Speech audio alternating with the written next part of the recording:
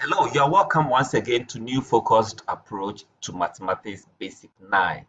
This is the revised edition. And in this lesson, we want to learn or solve real-life problems using two-set problems or two-set Venn diagrams. This lesson can be found in page 19. So since we did Venn diagram in year 2 and year 1, in year 3, we are trying to do a lot of revision and solve more questions to understand the concept of two-set problems. So let's take one example. In a certain farming community, there are 60 farmers who grow either maize or groundnut or both. 40 of them grow maize and 25 of them grow groundnut, while X of them grow both maize and groundnut. Each farmer grows at least one of the two crops. What does that mean? It means there wouldn't be any complement. There wouldn't be any farmer among the 60 farmers who will neither have maize nor have groundnut. It means at least every farmer has something that he cultivated among these two crops. We want to represent the information on the Venn diagram. Then again, use the Venn diagram to find those who grow both crops and only one crop. So what we have to do quickly is to represent, use letters to represent some of these parameters given. The question said, in the certain community, there are 60 farmers. So that means our universal set is 60. So we let you represent our universal set, which you have to write it. You can say, let you represent universal set. Then they said, they grow either maize or groundnut. 40 of them grow maize, so number of those who grow maize is 40. That is those who grow maize in total. And the number of those who grow groundnut is 25. So N of G, that's letting G represent the groundnut, also becomes 25. Like I said, you need to write all this down by saying maybe let U be equal to, or number of U be equal to 60, or let U be equal to universal set, which is equal to 60, and so on and so forth.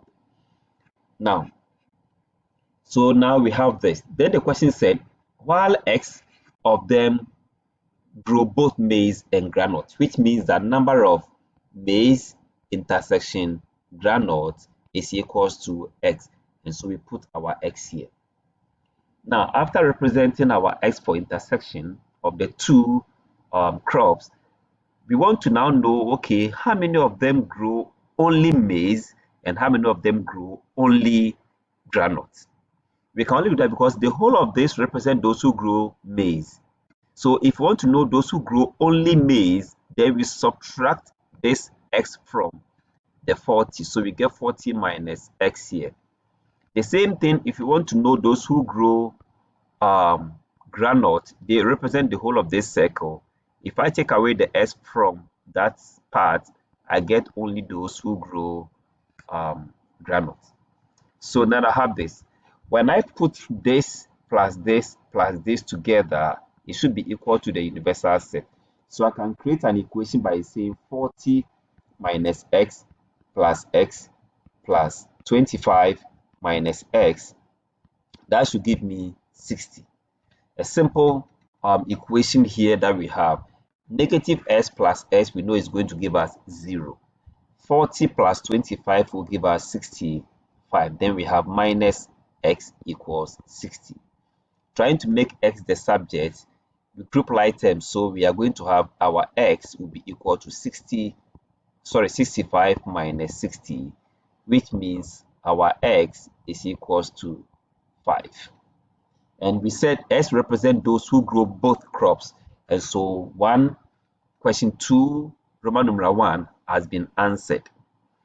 Then question 2, Roman numeral 2 says only one crop. Now only one crop means that if I take away S from this part, I have 35. And if I take away S from this part too, I have 20. Now, those who grow only maize, they are 35. Those who grow only groundnut, they are 20. When you put them together, then you can answer only one crop, as equal to 35 plus 20, which will give us 55. That means 55 farmers grew only one crop. They either grew only maize or only groundnut. And this answers this part of the question. Let's take another example. Here we are in a class of 45 students, 30 offer physics, 20 offer chemistry, and 3 offer neither physics nor chemistry. We want to show this information on the Venn diagram.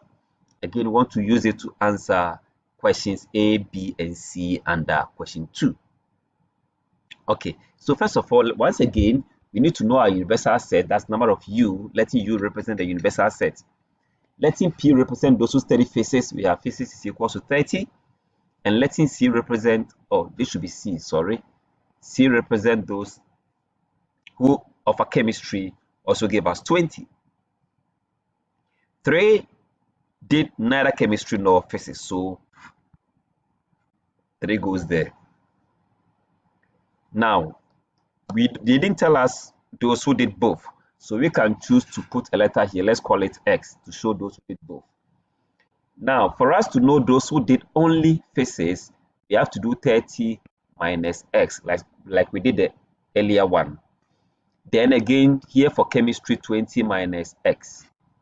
Now, when we put all this together, plus those who did neither two subjects, it should give us 45 as an answer. So we can write a simple equation as 30 minus S plus X plus 20 minus X plus the 3 outside the 2 brackets, all should give us 45.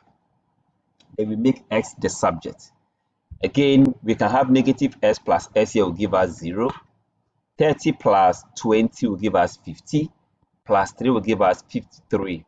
Minus X is equal to 45. Then trying to make X the subject, we have grouping like terms. We have S is equals to 53 minus 45. Okay. So when we do that simple arithmetic there, that is 53 minus 45, we are going to have 8. That means 8 students study both physics and chemistry. So that will answer this question. Now, those who did only physics, we know that physics is 30. So if I subtract 38 from 30, then that is going to give me 22. So only 22 students offered physics only. Then we said only one subject. Only one subject. Now, before we can know only one subject, we need to know those who did only physics, so only chemistry. And only chemistry is going to give us 20 minus 8, which is 12. So if I add this 12 plus the 22 here, okay, so 22 plus 12 will answer those who did only one subject, which will give us 34. So it means 34 students study only one subject.